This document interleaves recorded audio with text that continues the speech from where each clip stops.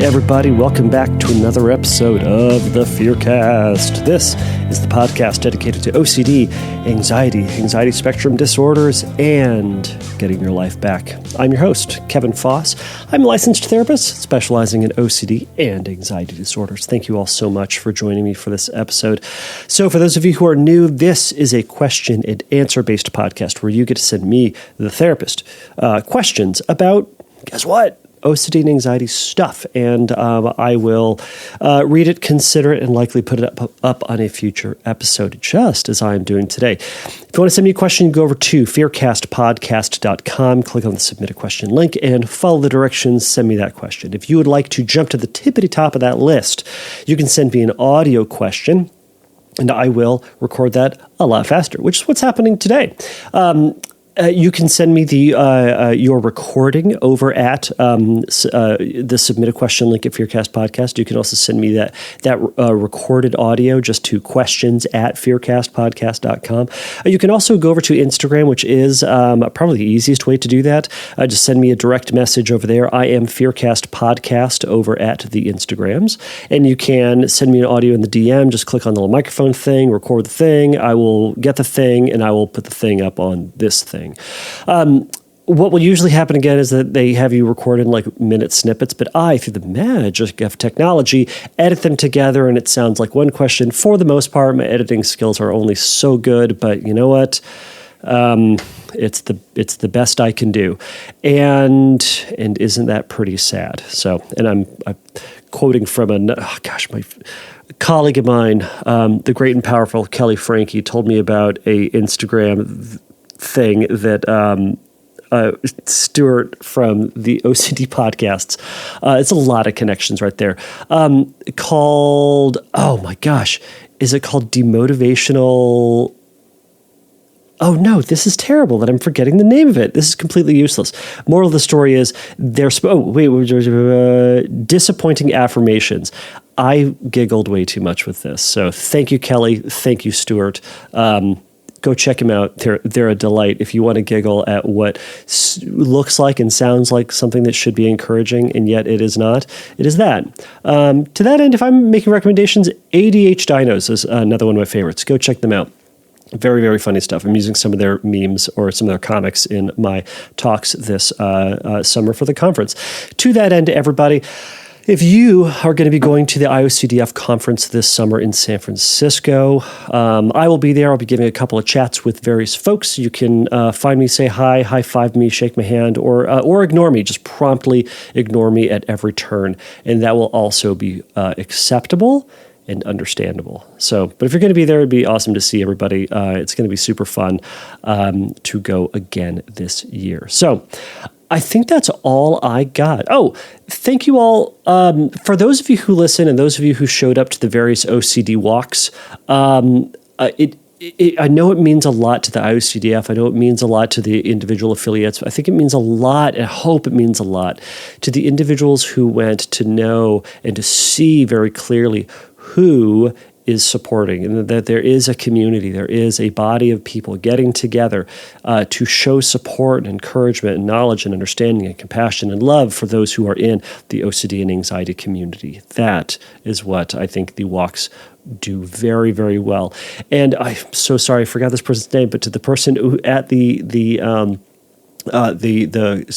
Costa Mesa walk who came up and introduced themselves. I was so awkward, and I apologize, but I really appreciate you coming over and being so bold to say hi. And it means so much that you would listen. As I told her this, and I will tell you all this, it somehow surprises me that people listen. And then when people do come up and say hi, it throws me off. Like, oh yeah, they do. And I know they do, but it's silly. I do this by myself. I've done this knowing that I'm going to do it until I stop getting questions, and it just means, again, the world to me. And it's a pleasant surprise that people do listen, and I love that you are all a part of this as well. So why don't I stop my yammering and just get onto this? I'm going to try to get to two questions today. I have the audio question, and then I have an emailed question that came in a while ago, and I will answer that one. So let's go on with the first question. And the first question comes from Jane. So here is Jane's question. Hi Kevin, I've been dealing with ROCD throughout my current relationship. We met while I was studying in the US, and since graduating I've had to return home, and we're now long distance for the time being. I'm finding this new chapter harder to navigate, as I feel most ROCD advice becomes a bit blurred with long distance relationships. The usual approaches of focus on the now rather than dwell on the future get lost on the fact that this relationship survives on contemplating the future and making plans, two things that have always been great triggers for me. And the whole feel the fear and do it anyway feels a bit glib, considering that the it in this situation is one of us potentially uprooting our entire life to move to a different country in order for it to work, which should be stressful for anyone, let alone someone who has a disorder that causes them to doubt everything. Right now I'm unsure how to move forward. It's hard to feel present in a relationship that relies heavily on what's to come, and it's hard to not feel intense guilt when discussing a future with someone you feel so unsure about, especially when it feels like there's a lot more at stake here than the average relationship if what we try doesn't work out. As always, I'm interested to hear your advice, and thank you so much for all that you do. All right, Jane, thank you so much for sending in that audio question. So she sent that over. She sent me just a direct email at questions@fearcastpodcast.com. So thanks so much for sending that over there. So Jane, again, thank you for sending in that question. And long distance relationships are so stressful. And what I was hearing in a lot of this, my heart goes out to you in this. It sounds like you have considered this pressure, this relationship, and the complication that ROCD is placing on your relationship. You've considered it quite a bit. I'm willing to bet you've read about it. You've asked people about it. You say people just say focus on the future, right? And focus or don't focus on the future, rather, but focus on the current relationship. You also said, it's glib to say, just feel the fear and do it anyways. I hear what you're saying, and I'm guilty of this too. When I get questions, and even when I'm in session with clients and they ask me things, and sometimes you throw out the quippy things that are easy. They're also true, right? Feel the fear and do it anyways is one of those things, right? Feelings are not facts. It's another thing that we say. There are a lot of phrases that we'll throw out there. And yes, they are true, but you know what? Over time, once you've heard them, they can start to feel insincere. And I'm wondering if that's how you're feeling. I also wonder if it feels insincere because it starts to feel like I wonder if it starts to feel insincere because either it doesn't feel like it's getting at an answer for you, or it's just not taking away the anxiety and the uncertainty. And you know what? They never were supposed to.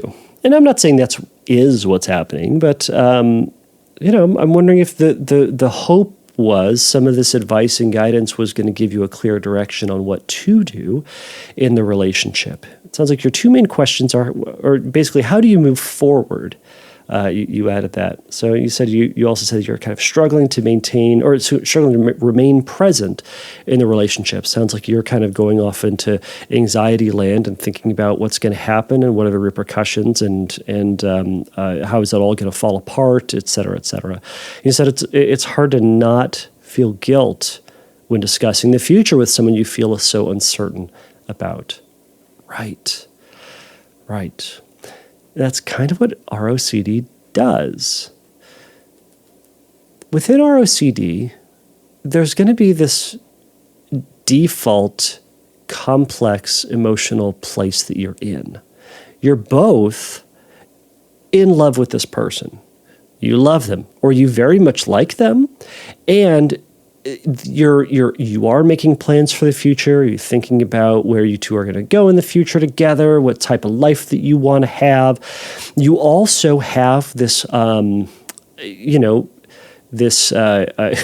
to to borrow not terrible, this is a good phrase. To borrow the phrase from an old show now, Dexter, you have this dark passenger, this third in your relationship, as it were, that comes along with you. And that is the feeling of uncertainty and the thoughts of doubt. And that's kind of the line that someone with ROCD often straddles, right? They love this person, and they're not sure about this person. They want to be with this person, maybe. They want to have a life with this person, and they hope that this is a good person and not the other person they were supposed to be with. Or, man, that person in the future that is going to click with them and be the perfect person. And there's that worry that maybe you have chosen the wrong person. So, all of that happens at the same time, and part of what's there to do within ROCD is to sit with those questions and to sit with the reality of the uncertainty, the existential reality of it, and not making it something then that is a tangible here and now, I need to resolve the uncertainty. Because it sounds like in that, oftentimes with compulsive behavior within ROCD, is that the compulsive behavior revolves around eradicating the emotional experience and getting full certainty about this person, and you do therefore pull yourself out of the relationship, put the relationship and your interaction with it on pause to figure this thing out. The idea of then re-engaging with the relationship is important. And you're essentially saying to that feeling, I'm not going to get emotional certainty. And I'm going to say that the emotional certainty feeling is okay. It doesn't mean you like it or love it. It doesn't mean that it's a good, a benefit to the relationship, right? Or trying to convince yourself that we all should have uncertainty in the relationship, or whatever lies we try to tell ourselves about anxiety to make it feel, quote, okay. It didn't mean that you like it, but you're saying it's there. It's part of it, right? Part of getting in relationships is also getting in fights with someone, because two people aren't going to be the same, and two people are going to fight.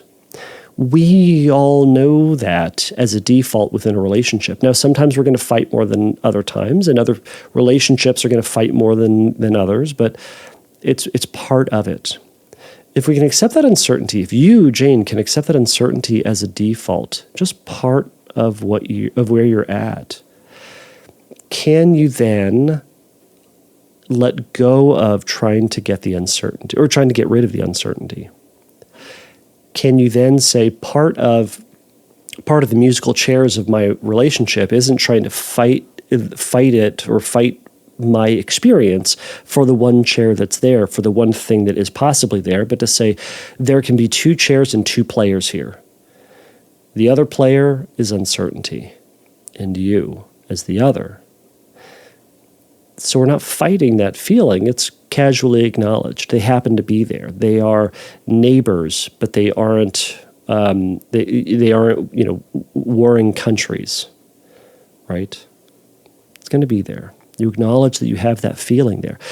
If you were here in my office, I'd love to hear about what other history of OCD symptoms you've had, what sort of thoughts you have related to the relationship. Is there something going on in the relationship that is contributing to doubt?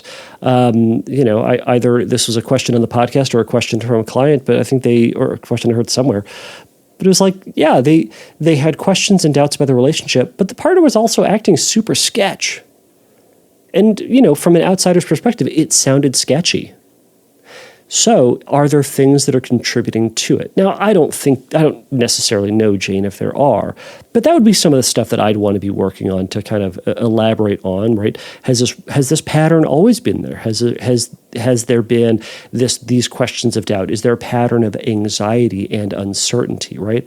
Is there a general fear of making decisions that are catastrophic or making, irrevocable changes and irrevocable decisions in your life, right? Meaning making changes that you cannot go back on. Because from that perspective, I see no difference in this case, in your case. You're saying, feel the fear and do it anyways, but the it is uprooting your life and moving to a whole different country. I'll agree with you. That would be stressful for everybody. But how is that different from someone who has anxiety and they are on the cusp of getting married? it is also a very big decision that involves wrangling two people's families together, legally binding two people together, right? That can, theoretically is going to be there forever. And I will also say, both of these things can be undone. You can get divorced. It does exist. You can break up and move back to your home country. These things are possible. When anxiety, especially the ROCD suggests, boy, if you make this decision, you better make it right, because if you don't, you're ruined. Your life is destroyed, and you're just going to be unhappy, tied to this horrible, monster that you hate and they hate you, and whatever the thought is, right? You can say, you know what? Maybe they are going to become this, and maybe I am going to be saddled with this person forever. There's also the out. I can also get divorced. I can also work on this and go to counseling. Meaning I don't have to have, you, Jane, do not have to have all of the answers moving forward.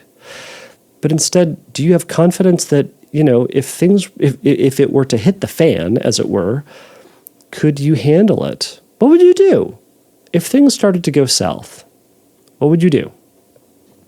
Would you sulk and sit and be angry at life for the rest of your life and just crawl into a closet somewhere and be angry about the progression of things and know that your life is over?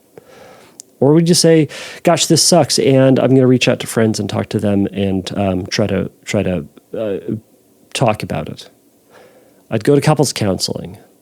I would try to address relationship issues with my partner as it arises. Right? I hope you get what I'm getting at here, is that can you build some confidence in yourself that if things were to hit the fan, you could handle it and you would try to do something. But we're going to call all of that future you's problem. The decision on the end, or the problem in the future then may be a problem if and when it arises, but it's not your problem today. Your problem today is, do you want to call them now or in like 10 minutes after the show's over, right? I totally agree with you, by the way, that this relationship that you're in, the long distance, thrives on the future and making plans. That's how relationships are as well. It does thrive on the future. Where are we going in life? What are we doing? Are we going to have kids? What are we going to do with those kids this summer? What are we going to, what colleges are they going to go to? Do we want to go on vacation? What are we going to do for our anniversary, right? All of these are future-based things within a marriage or something like that, a traditional monogamous, whatever, you get the idea. But relationships are that balance between, we are going to make plans for the future. We're going to focus on today. And we're also going to recognize that all those future-based plans are kind of held in pencil or kind of held softly, that things could go south and go weird. But we still make those plans, knowing they can go weird. You make plans to fly across the ocean or the country or the world to go spend time with that person, not knowing if that plane flight is going to be canceled. But you make plans anyways, right? We make plans to go out on Friday night, not knowing if the place we're going to go is going to burn down on Thursday. But we make plans anyways. And when we find out that the place burned down on Thursday, we make new plans. And we adapt when we get that new information. So Jane, that's where I would encourage you to consider, is bringing yourself back to the here and now, saying, I am going to try to make the best relationship I can. Now, I'm going to recognize that, man, I don't know if it's going to work. I don't know if the relationship is going to burn down.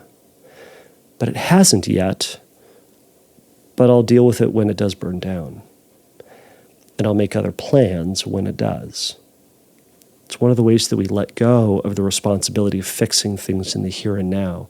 You accept as well that thought is there. Yeah, it is there. That feeling is there. Yeah, it is there. But it doesn't mean that's a fact. It doesn't mean that it's your responsibility to eradicate, because you've had it for a long time and you've fought against it and you've tried to convince yourself otherwise, and it is persistent and remaining, and you say it doesn't make any stinking sense, so much so that you sent a ridiculous podcast during this question. Yeah. we trust and treat it as if it doesn't make sense. We trust and treat it as if it is disconnected from you. If it is, again, Jane, if you were in the office, we'd talk about, is there there? Is there something else that is contributing to this, or is there not? And if there is something there, you address it. We talk about it, and we're gonna work those issues and that doubt out as if OCD were not even in the room. That's also important. Relationship OCD is this balance between real relationship issues and OCD. It's not like people with ROCD actually have fantastic magical relationships and just this monster of OCD is in the way. It's both. It's that they have real human relationships that are weird and wonky and imperfect, and then OCD grabs onto those and puts a rocket on the back of it and makes it worse. So we're drawing that balance there. What are you doing to make this the best relationship you can? And how can you let go of the certainty and embrace the uncertainty about your future? So, Jane, those would be my thoughts on this. That's one way that you can remain present, make space for that feeling. Remember that there is a you, the deep down you. I'm kind of talking from an ACT perspective. The deep down you that motivated you to call me, to message me. That part of you is fighting for the relationship. That part of you wants the relationship to work, ostensibly, right? Listen to that version of you and know that that's maybe what your value is.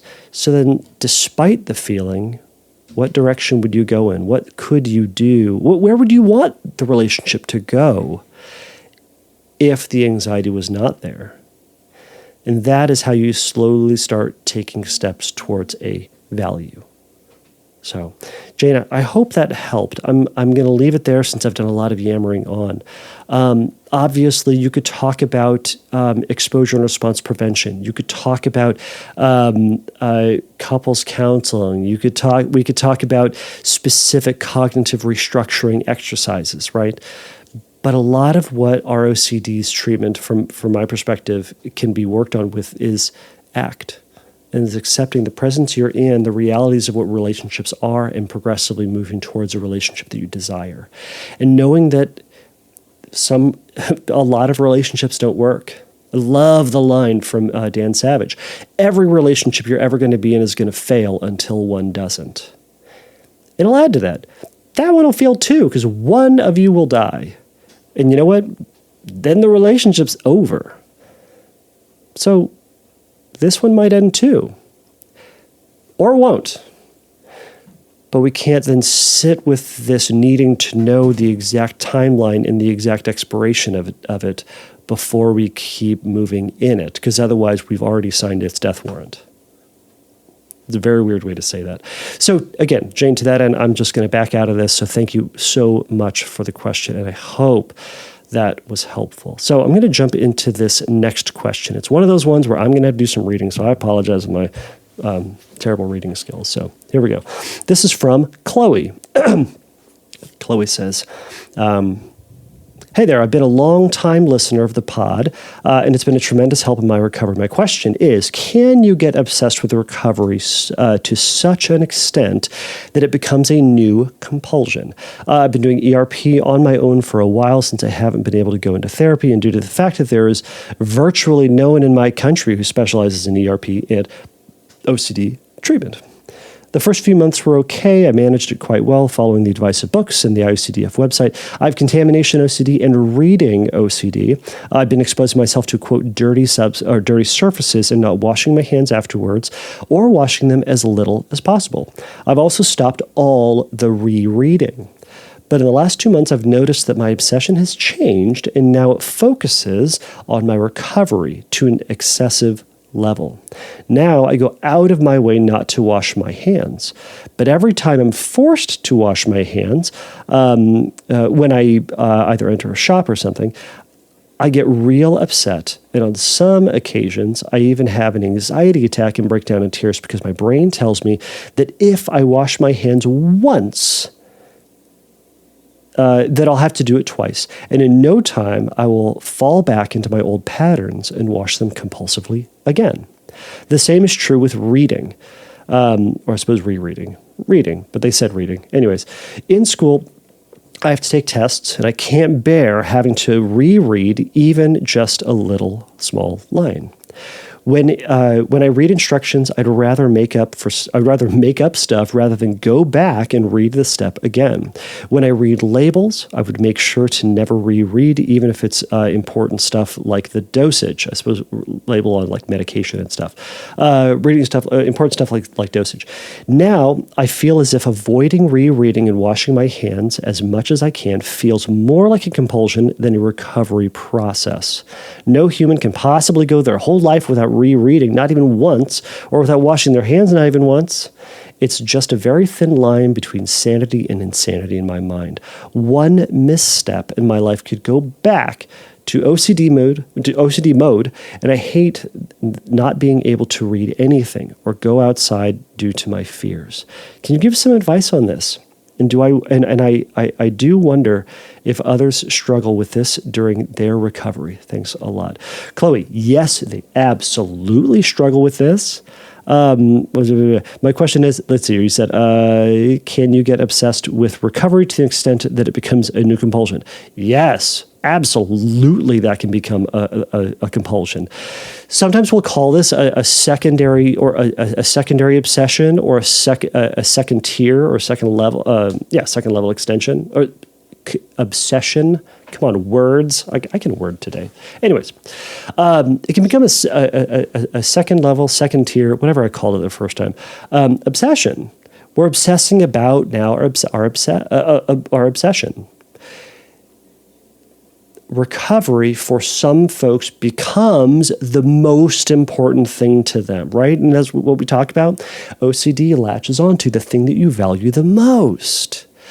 So if previously it was your cleanliness or, misreading something, yeah, that's still important to you, but boy, oh boy, you're sick of being sick. So you're wanting to do it perfectly, do treatment just right, so that you never have to deal with that stuff again. You're going to drive yourself nuts trying to stop yourself from being nuts. Oh, it's the most offensive thing I've said in a while. But you get what I'm saying, right? It can feel that way. All right. So one of the ways, think about it this way. Let's take a step back with all manner of OCD. A smarter person than me once said, in order to overcome your fear, you have to be willing for your fear to come true. Okay? So in order to overcome your fear of contamination, you have to risk being contaminated, and whatever the feared consequence of that is, right? In order to overcome your fear of misunderstanding something, you have to be open to the possibility of misreading something and missing information, right? Okay. In order to overcome your fear of doing treatment wrong, you have to be open to doing treatment wrong and never getting better. It's a very backwards way to think about it. You have to be okay with never getting better in order to get better. It's weird, right? But that's ultimately where we're going at here. Anxiety, your OCD has said, this is the perfect way to do it. This is the right way to do it. This is the way that you get better, and you have to do it in just this way, or else. And it's the or else that is pulling you right back into this. And it suggests that if you just, as you said, it's this thin little line. If you just mess up once, back to the beginning with you. I'm here to tell you that's not how that works. You, Chloe, are able to make mistakes. You, listener out there, are able to make mistakes. You're going to. I'm going to. Probably today. We make mistakes as people, and that is okay. It is never a problem that we make mistakes. If you don't make a mistake in life, it's probably because you're not doing something. It's probably because you're not trying in life. Chloe, I want you to make mistakes and not be perfect. What you discover in doing that is you discover that you can be imperfect and that you don't have to worry that every single step along the way is rickety and is brittle and it could easily break and let you fall through into the abyss. We make mistakes sometimes. We trip and we fall and we get right back up and we keep on going. I expect that you're going to rewash your hands sometimes. I expect that you're going to reread something sometimes. And it ain't the end of the world. It ain't the end of the world. Now, some things to think about with this then is, all right, and by the way, this sometimes happens when people just straight up avoid like washing. I was talking to someone about this earlier today. Client was taking like 2-hour showers. 2-hour showers, everybody. Their solution was to take no showers ever. As if that was a solution, because don't you know the solution to washing too much is to wash less, right? I mean, everyone knows that. So they went, you know what I'm going to do? I'm not going to wash at all. Won't that be great exposure? It's not. It's what we in the biz called avoidance. And it's just another compulsion, right? It's just a different compulsion for a different type of thing. Because OCD, for that person, wants to suck them back into just doing it just right, to doing it in a way that it dictates. Not the way that you want to, but the way that it defines it for you and for them. So for you, it's you're going to wash your hands.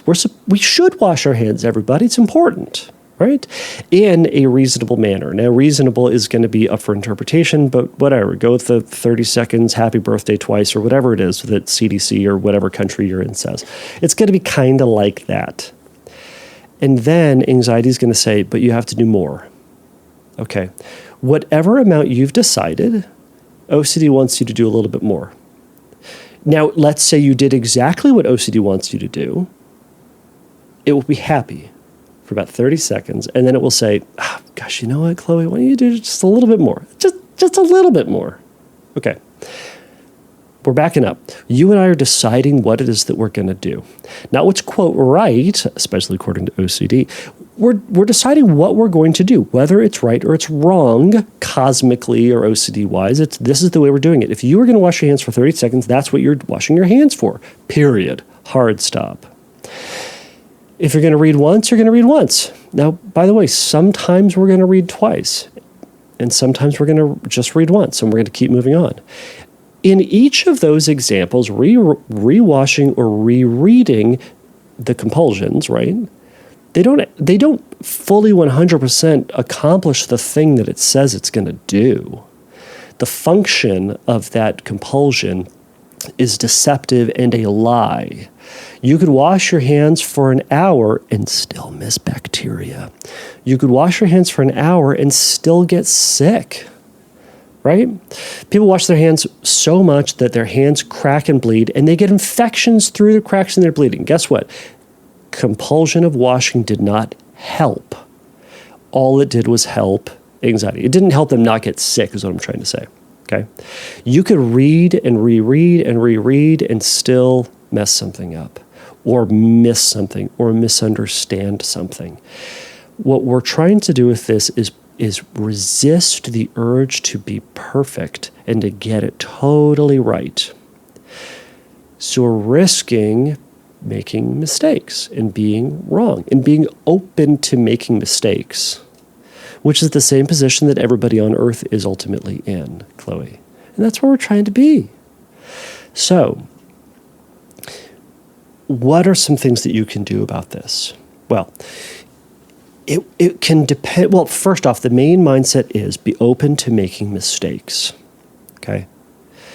If you reread, you shake your head off. You shake your head and you keep moving forward. You shake it off. I guess not your head off. That would be bad. Do not shake your head off your body. But you shake it off and you keep moving forward. Whatever. You wash your hands. Oh, I washed my hands twice. Well, all right, whatever. Now, with both of those, you can quote recontaminate, right? If you wash your hands twice, go touch the bottom of your shoes. Go grab the tap handles. Go touch the doorknob with your direct hands, right? Touch a toilet for all I care. You can recontaminate and then say, you know what, whatever, I'm still dirty. I'm getting on with my life. With the rereading, you could say, you know what, I reread, but I could still miss something. It's not saying I'm going to screw it up or you're intentionally making it wrong, but you're still saying, but I still could mess this up. And you could. And accepting that existential uncertainty about what may or may not happen is one of the ways to do this. With all things within this, we want to be deciding what action we're going to do, attempting it, but also saying that no matter what you do, I might have got it wrong. You can write scripts. Scripts can be fantastic. These stories about how despite all the effort you're doing and putting into therapy, your life progressively gets worse and worse and worse, despite all the hard work you're putting into it. It's another way to deal with it. The other thing, you can intentionally make things imperfect. You could wash wrong, right? You could